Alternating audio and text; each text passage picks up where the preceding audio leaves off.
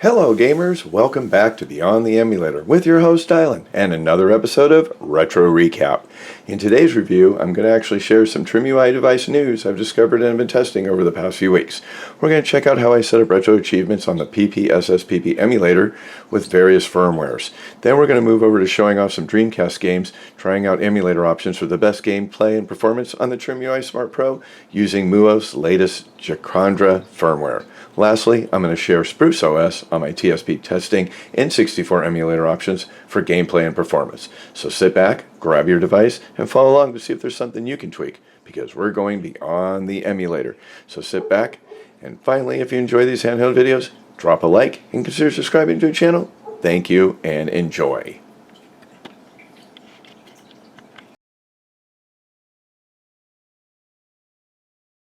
Okay, so in my segment here, what I've got is I've got MuOS using the latest firmware. I've got SpruceOS using their latest firmware. I've got NextUI on the TSP, as well as I've got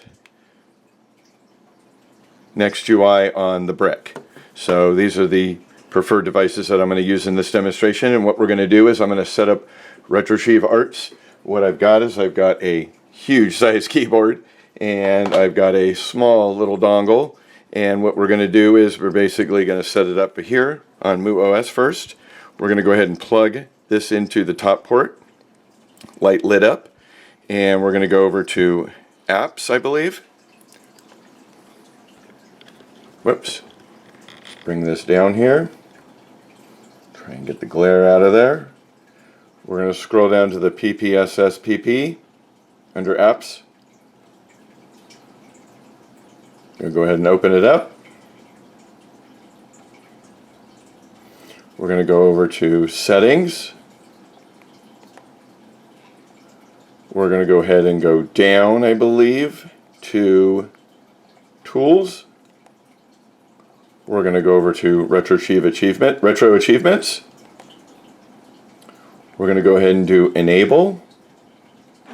And what it's going to want to do is have me log in my username. So I'm going to go ahead and click on that.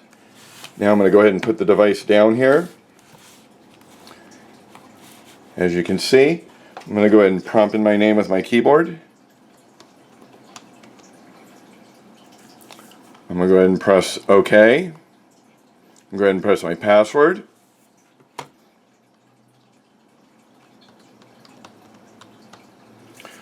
Go ahead and press OK. I'm going to go ahead and log in. And I'm logged in.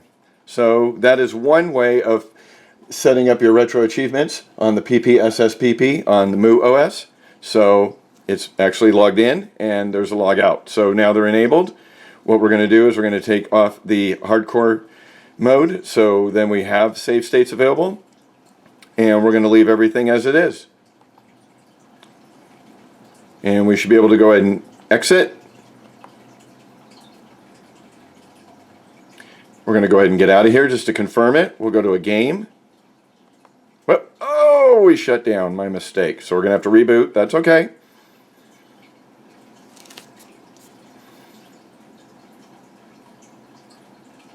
The button movement, I feel like a MuOS moves rather fast. So we're going to go ahead and just reboot. We'll leave the dongle in there, no big deal. So my custom theme actually puts on this logo.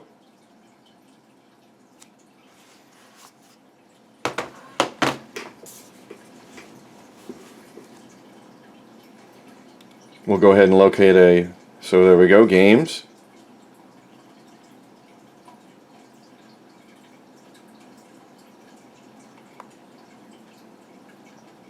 A little bit of a lag here. Seems like it's not being cooperative. So while that's thinking it out, we're going to go ahead and take our dongle out.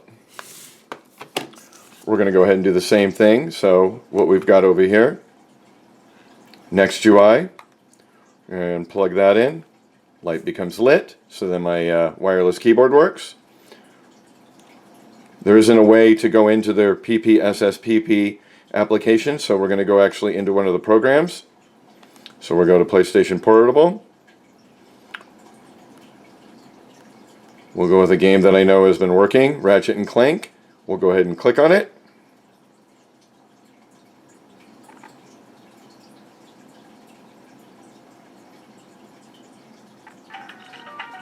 There we go. I'm going to go ahead and press my menu key. I'm going to go to my game settings, go to my tools. I'm going to go to retro achievements. Again, I'm going to type in my username. Go ahead and get my massive keyboard out. Pulls it up on the screen. Go ahead and put my password in.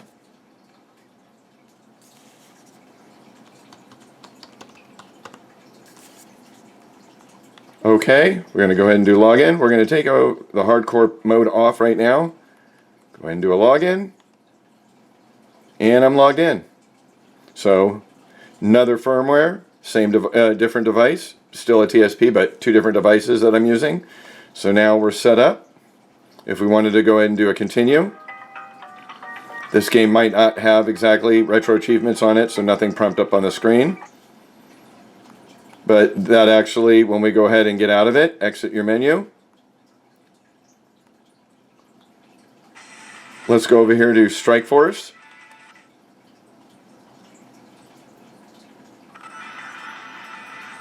Retro achievements are not available for this game. I'm going to go ahead and press my menu key, go over to my game settings just to confirm that everything is working. I go up to retro achievements. As you can see, I'm logged in. But this one, it looks like every setting for each game might already have the settings. So here, hardcore mode, no save sets, we're going to turn that off. But again, my username is enabled for the retro achievements. So we'll go ahead and get out of that one. Exit our menu. We'll move on to SpruceOS. Go ahead and pull the USB out. Now we've got SpruceOS. So we'll go ahead and put the dongle into there. Light is lit. Go ahead and go to Applications. I believe in their applications. There it is, the ppsspp. We're going to go ahead and set that and go ahead and open that up.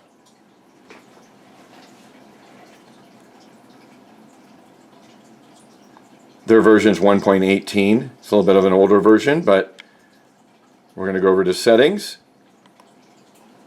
Going to go over to Tools, Retro Achievements. We need to log in, username. Again, using my massive keyboard. Allows me to type in my username. I'm going to go ahead and chop in my password. That's going to allow me there as well. Okay. Going to go ahead and log in. We'll go ahead and take the hardcore mode off. And there we are. We're logged in. So if I were to go over here to probably one of the games, let's go ahead and go with Pursuit Force. You have unlocked, see, showing my retro achievements has worked. Now it's showing also save states not available in hardcore mode. So that's where I'm going to have to go into my settings, go down to Tools, probably do this once, take my hardcore off, delete my game configuration, and go ahead and create another one. Then go ahead and continue.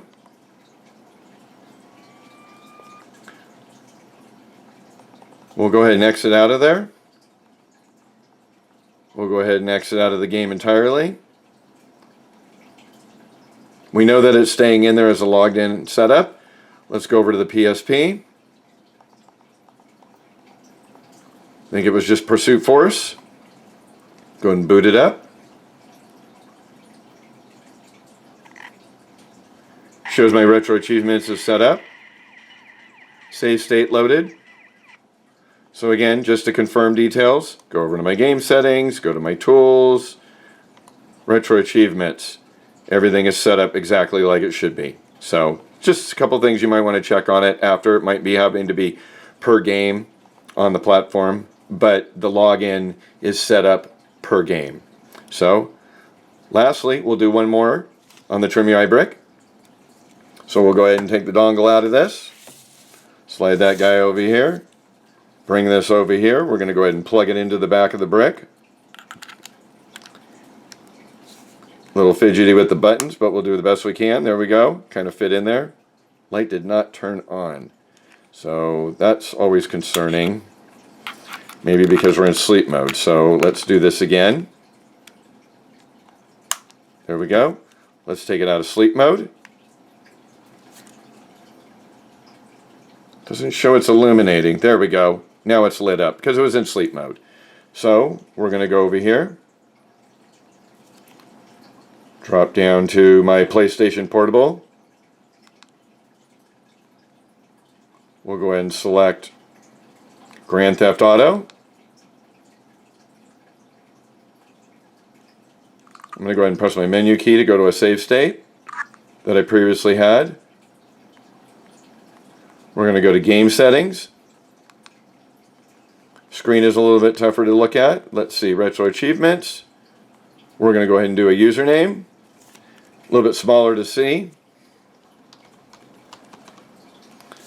Fits right in. I press OK. I'm going to type in my password. There we go. Press OK. I'm going to go ahead and take the hardcore off. Go ahead and do a login. And I'm logged in. So we've been able to log into 3 different type of firmwares. And it all easily enabled them all to work with the login. So there might be having to do a setting for the hardcore on each of the games on the device when you're setting them up. So there you go. That's a wrap. Showing you how to get Retro Achievement set up for your ppsspp, using it on the NextUI firmware, as well as SpruceOS and MuOS. There you go. Thanks for watching.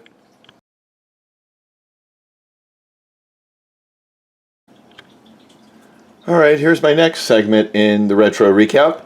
We're going to go with MuOS with their newest release, Jacaranda, if I pronounce that right. We're going to go ahead and boot up to it, and we're going to check out some Dreamcast. They've got about 5 emulators or cores. We're going to go and start with the default and then select a couple other ones. I've got 2 games that I actually selected. Not really sure what they're going to be like. I collected them. This will be our first run of them, so we'll see how they kind of play. One's about 500 megabytes, the other one's about 700 megabytes. So let's go into games. Going to go down to Sega Dreamcast.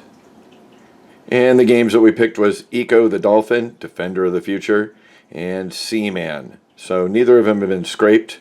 There's no artwork for them. So just to confirm the core that we're going to be using, we're going to go ahead and press X. It's going to go ahead and give us a content option. And as it said here, Flycast VL RetroArch, that is actually the default core. We'll look at that. Performance, we're going to go ahead and the governor, we're going to put it performance. And the threaded video, we're going to put that as an enabled. So if I go over here to my cores, I'll show you my selection. We're going to scroll down. Sega Dreamcast, and you can see that it's assigned to the directory as a default, the Flycast VL using RetroArch, and then we're going to check out these other 5 here, or 4 as well, that are here listed as well for this game and see how they boot up, just as a comparison of how these cores are working for the Dreamcast on MuOS, as well as we'll do the other game. So we'll run about 10 different dry runs here. So we're going to go ahead and get out of this. Go ahead and back out. We're going to go ahead and select A. Let's see if this boots up. There we go. It's missing the RetroArch account because I have not actually added it yet.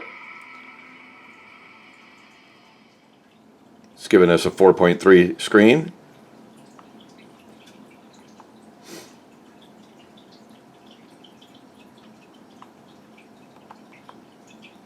See how it boots up here.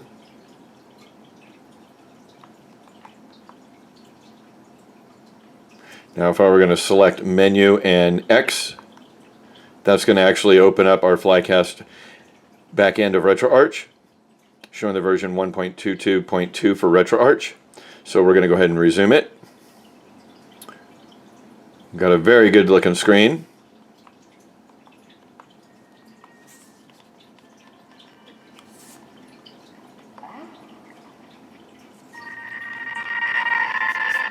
Audio sounds a little rough.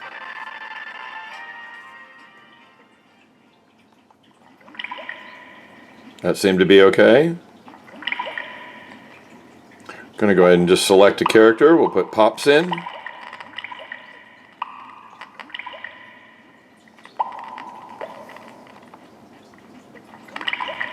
A little bit of a delay.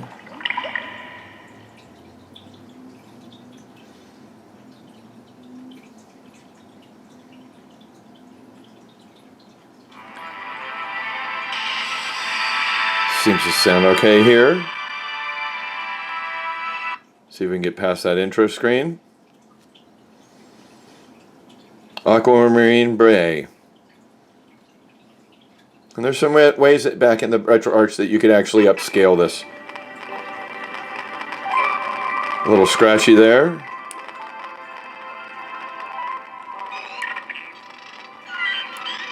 A little rough. Frames per second definitely drop down, up and down. So we're going to go ahead and exit out of this. Sounds a little rough. We're going to go ahead and take the same game. We're going to go ahead and select our Dreamcast cores. We're going to go ahead with just Flycast under the RetroArch. We'll do the Flycast external at the end. We'll go ahead and select that. We'll go ahead and press A to continue. Execute the game.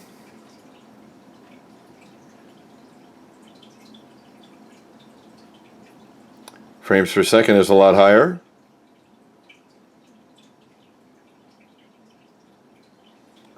Seems a bit delay on the boot.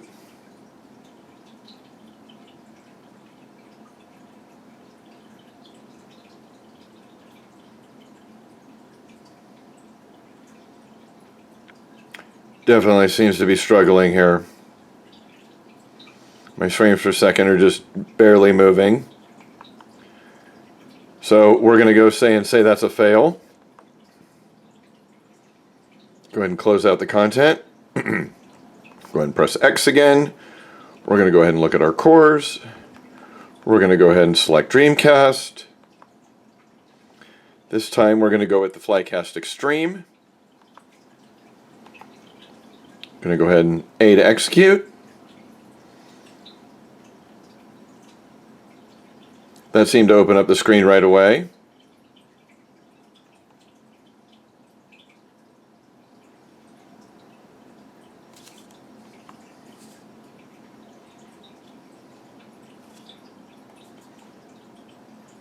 Frames per second dropped just a little bit.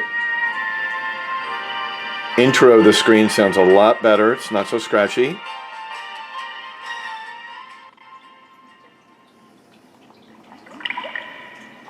Now it seems to be slowing down.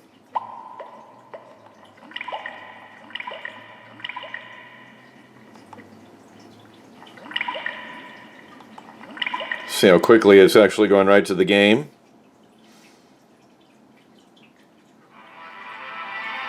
Frames per second seems to have frozen up a little bit here. Now it's image on the screen isn't too bad.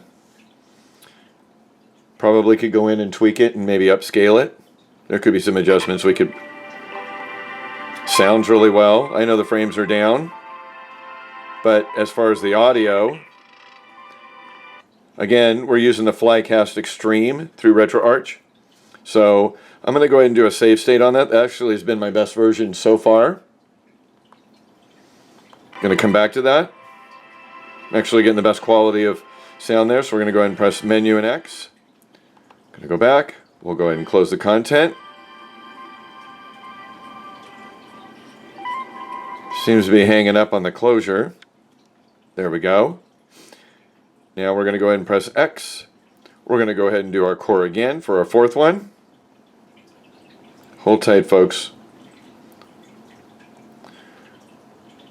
Go ahead and go to Dreamcast.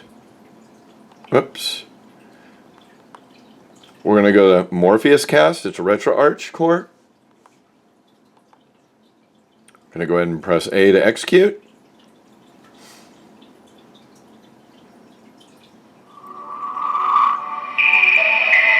Sounds a little bit louder. I haven't changed any of my volume.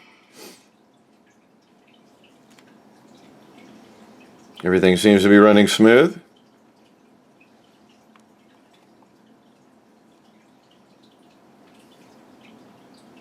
Let's see how the opening screen starts with the audio.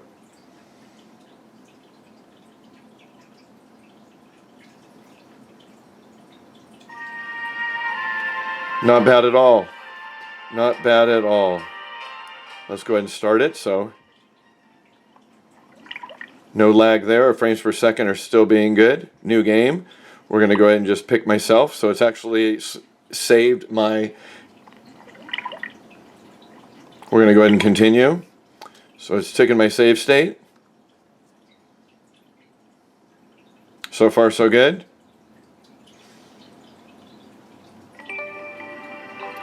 Sounds very not clear. Image on the screen, you can see it actually just blending in. So again, what we're using is the Morpheus Cast Extreme through RetroArch. Definitely going to save that. Get to a point later, we'll go there. As soon as I went back, it glittered for a second, but we do know that this one seems to be working a little bit better as far as the boot up. We'll go ahead and close that out. Let's go with the last core that we've got, which is the standalone. They won't be using RetroArch. So we're going to go ahead and again press X. We're going to go ahead and select our core. Go ahead and go down to our selection here for Dreamcast. And we're going to go with Flycast and External. Going to go ahead and select A to execute the game again. This will be the last one for Eco the Dolphin. So settle tight. I know the Dolphin show is almost ready to wrap up. Frames per second, because I've already used this emulator before, is already showing up as a default. Audio seemed to be fine when it booted up. Let's see where it takes us on the opening screen. And actually it's giving us a 16:9, which we could change if we needed to. We'll go in and look at the settings. Let's let this get booted up to the start screen, and then we'll go ahead and make some changes. Here we go, 4:3. Audio sound so far. So by pressing select, that opens up my menu. I've got settings, save states. We could do a save state here. Go ahead and press A. Save state. We're going to go ahead and press select again. That's our hotkey to get in here. We're going to go settings. And you can see what I've done is I've enlarged the screen. To do that, you'd go down to the UI scaling. Go ahead and click on it. And if we wanted to raise this a little bit bigger to maybe 160, we're going to go ahead and press OK, apply, and now you can see the settings screen actually a little bit bigger for your visual. A couple things also I have you can do. You can do automatic save state and load state. Go ahead and click on those. We're going to go ahead and scroll back up. Nothing more that needs to be general on that side. We'll go to the video. I've done nothing there to make any changes. The only thing I've added was show the frame per second counter and the VSync, I believe I've clicked on. So you can see here, here's the resolution. If we wanted to change it, it's 640 by 480. We're going to go 1.5 resolution. We're going to see how that handles. So we're going to go back up. We're going to go ahead and do done. We're going to go ahead and do resume. And as you can see, it definitely changed the audio. And the image is basically the same. So we're going to go definitely change this back, and we're going to continue. So go back to settings. We're going to go to video. We're going to bring it back down to its native. Done. Resume. Sounds great. Going to go ahead and press start.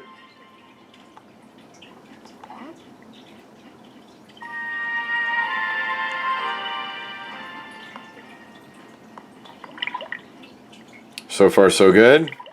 It's going to ask us to prompt a name, of course, because this is using the standalone.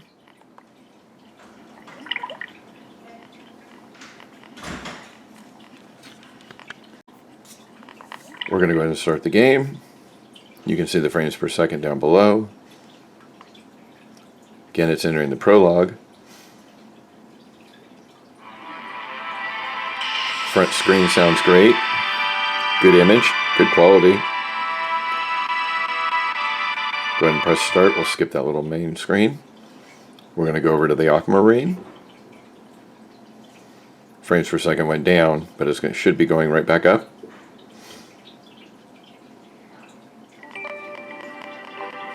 Sounds not too bad. So there you go. That's the example of Eco the Dolphin. Let me go ahead and I'll show you another video with Dreamcast. We'll go through the settings with a different game. So here we are. We're going to go ahead and select the other Dreamcast game. Going to Games. We're going to go down to Dreamcast. We're going to go down to Seaman. We're going to go and press X. As you can see, the Flycast VL RetroArch has been defaulted. What we are going to do is we're going to disable the threaded video. And we're going to go ahead and select A to execute it.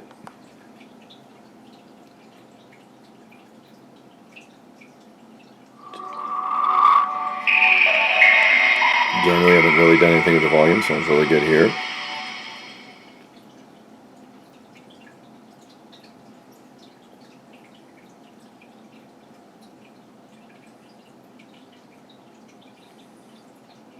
It's booting up. Okay. There's nothing you can bypass. Please check to make sure that your microphone is connected.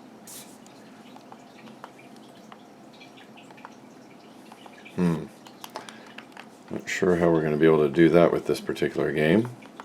So that kind of killed that option. We don't have a microphone. I don't know if there's anything we can override. So we're going to go ahead and have to quit this particular emulator core. See if this game works at all. Let's go ahead and exit out. There we go. Let's go ahead and try to go a little bit different route. We'll go over to the Flycast external. Nothing's changed there. We'll go ahead and get out of that. We'll go ahead and select A to execute it. Again, to get into the standalone menu, you're going to press select. Frames per second are already there. Let's see what happens on this particular emulator. If it puts us at a hold. This might be a complete fail of a show until I select another game.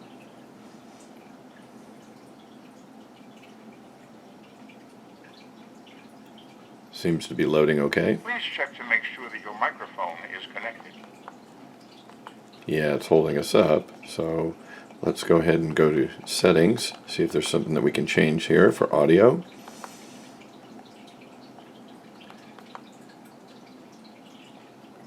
Let's go to advanced.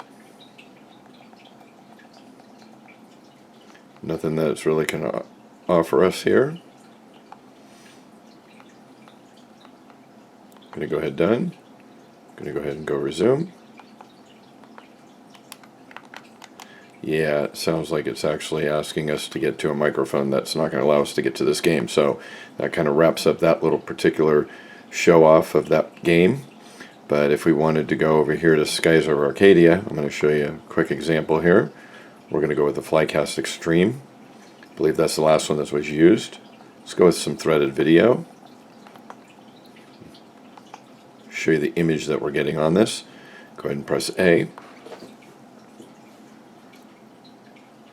I should have it. Perfect. Went right to my actually save state. So I'm going to go ahead and press A. Menu and X. We're going to go down here to the lattice. Okay.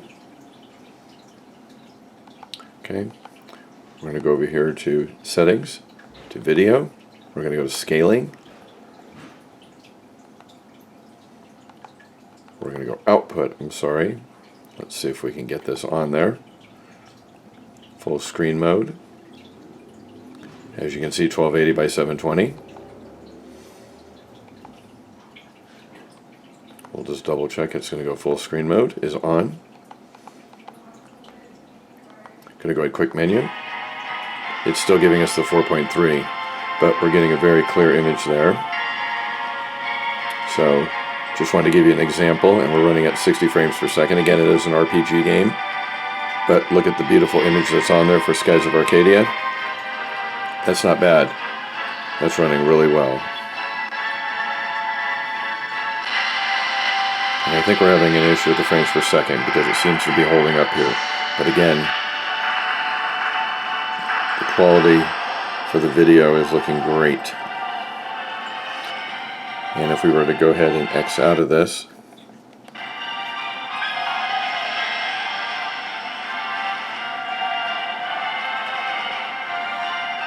as we tried to close the content, we're going to go one more time. We're going to use the Flycast one. This is what I prefer using, the standalone. I'm going to press A. Going to go to Dreamcast. Going to go to External. Go ahead and press play. There's no save state set up. But you can see we're going to go into the settings on this one. Going to go down to video. We're going to bring this down to a 1.5 resolution. Going to bring this back up to done. Go ahead and resume.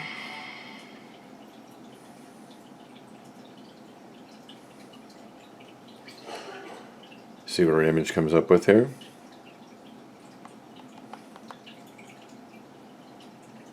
As it boots up from the beginning of the game. I'm guessing I did not get into this game as far as set up a save state, so I apologize.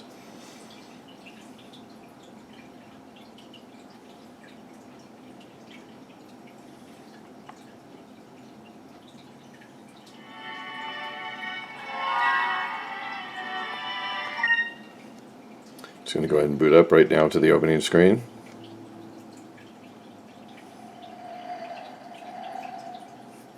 And again, this is at 1.5 resolution, so you can make that change.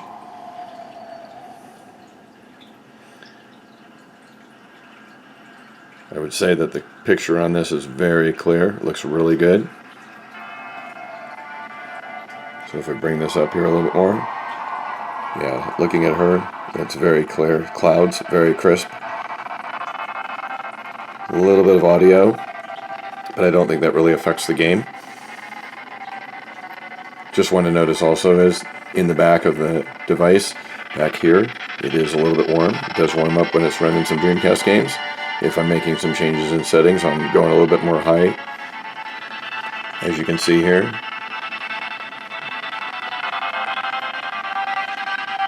Now if I were going to go ahead and take my menu, go down to my settings, go to my video, we're going to go back, we're going to take my resolution and go back to the native. Go done, go to resume.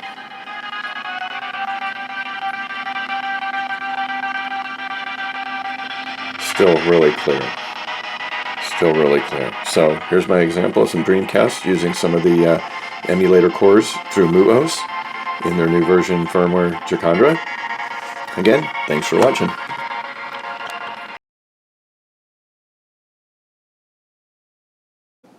So let's pick up the pace here. We're going to go with SpruceOS, and we're going to show off some N64 emulator cores for Ridge Racer 64.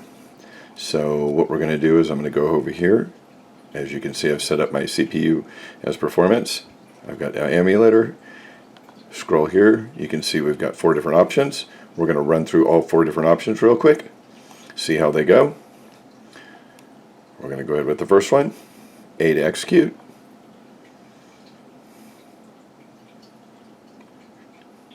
And they've actually changed their save and load menu. Looks like we're not connected to the internet quite yet. There we go. We're connected. You can see my retro achievements have been unlocked. Working. Got my frames per second set over here. Seems to be booting okay. If I wanted to go ahead and see my core, I can go ahead and select menu. As you can see, their quick menu has changed so you don't have the images.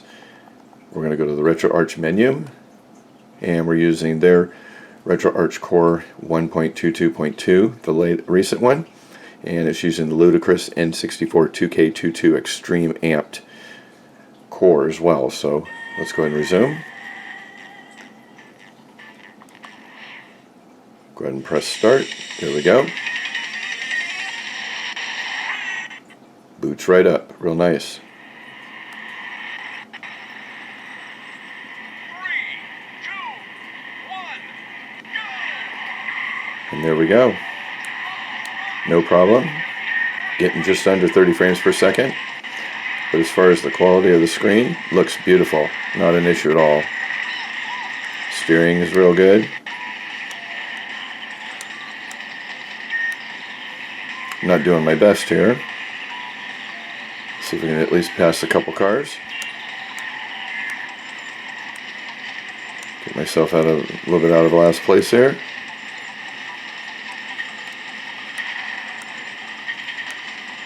But as far as the quality of it working, seems to be great. So I'm going to go ahead and press my menu key. Kind of just froze up. And it actually exited me out. Interesting. So that's an example there with the first core. We're going to go ahead and select the second one. We're going to go with the parallel N64. Scroll down to that. Keep our CPU at performance. No reason to overclock it. We're going to go ahead and hit Ridge Racer 64 again.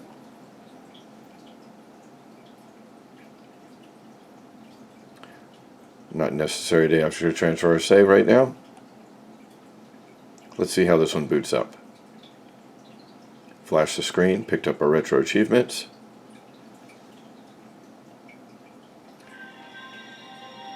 Color on the Nintendo looks a little bit different. It's not usually purple and blue like that.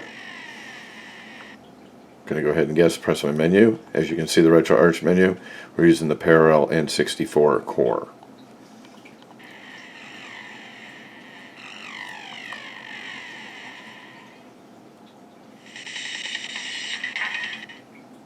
Boots right up to the game. It's actually giving me frames per second a little bit better.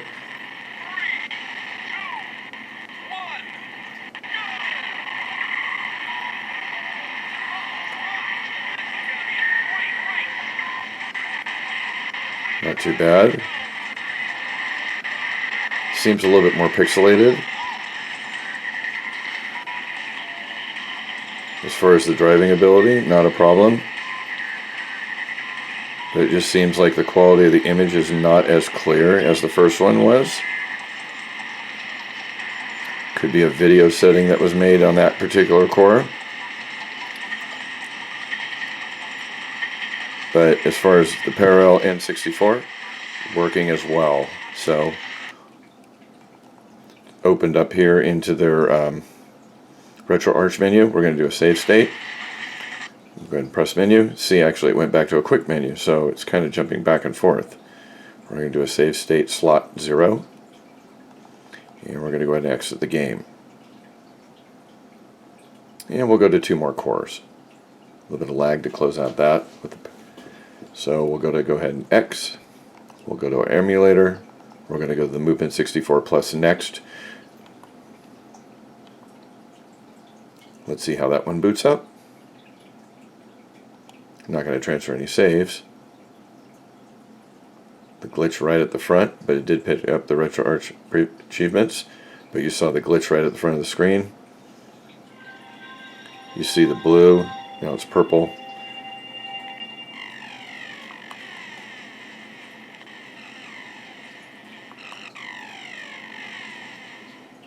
Get this game to load.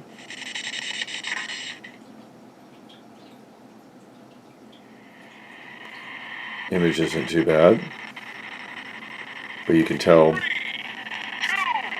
volume, audio, yeah, it does not sound good at all.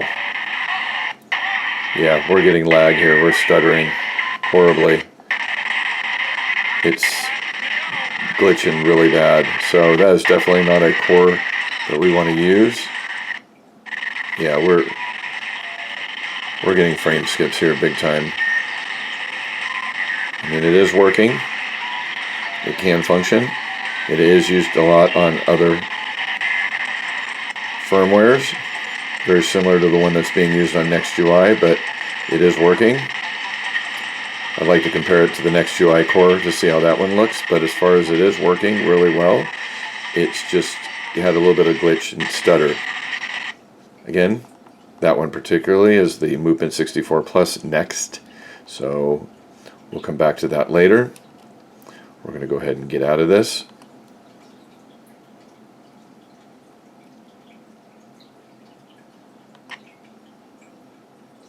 And we've got one last core to look at. See how it's getting stuck in the RetroArch for that particular menu.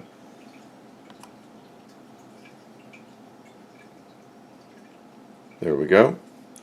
And we're going to go to X again. We're going to go to the emulator. And this is using the standalone Movement 64 Plus.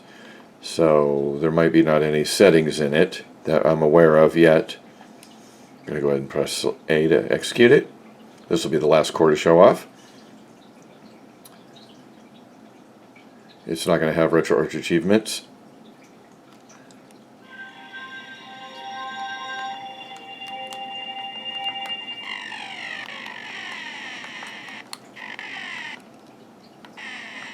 I believe if I do menu and X, that's a pause. But it also does it on the A, B. It looks like if I do menu and B, it'll restart.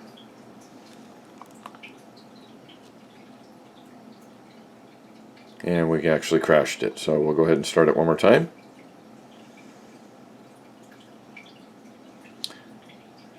See how it's actually got a line down below. It does turn purple and blue.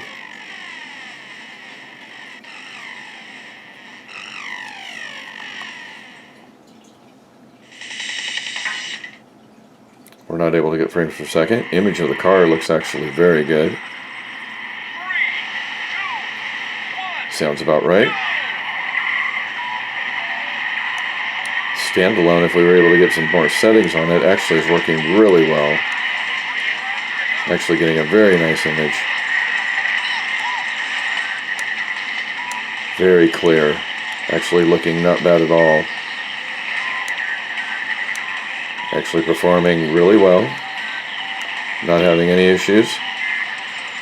Image of the car quality and textures actually looks really good with the standalone. I actually feel like this one versus the Ludicrous are actually very close. I'd like to compare those two again. I'll have to go back and do a little bit more further testing with some other games as well. But for this particular game, it actually has got not a bad image. So there you go. That's showing off an N64 with Ridge Racer N64 with the option of the 4 different emulator cores. But as far as on SpruceOS, I would actually go with the Movement 64 standalone. This is a great image as my first option. So I'm going to save this one for this.